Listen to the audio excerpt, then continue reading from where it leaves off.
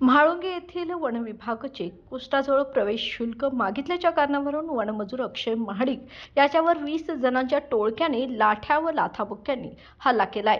फिर्यादीच्या खांद्याला दुखापत झाली असून जीवे मारण्याची धमकीही देण्यात आली आहे। या प्रकरणी अमोल नवला केरू, वैभव चपरे, अनिकेत अवघडे आदी 20 जणांविरोधात पन्हाळा पोलीस ठाण्यात भारतीय दंड संहिता कलम 115(2), 118(1), 191(1), 2, 190, 189(2), 351(2) व 3 तसेच 352 नुसार गुन्हा दाखल करण्यात आलाय।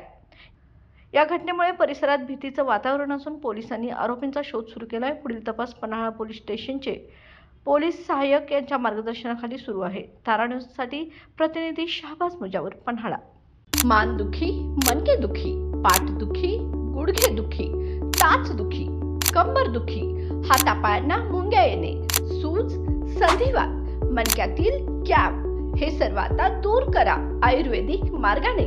समर्थ सक्सेस ऑर्थो पावडर आणि विटॅमिक्स कॅप्सूलच्या संगमाने 100% आयुर्वेदिक अन्नपूरक औषध, कोणताही साइड इफेक्ट नाही।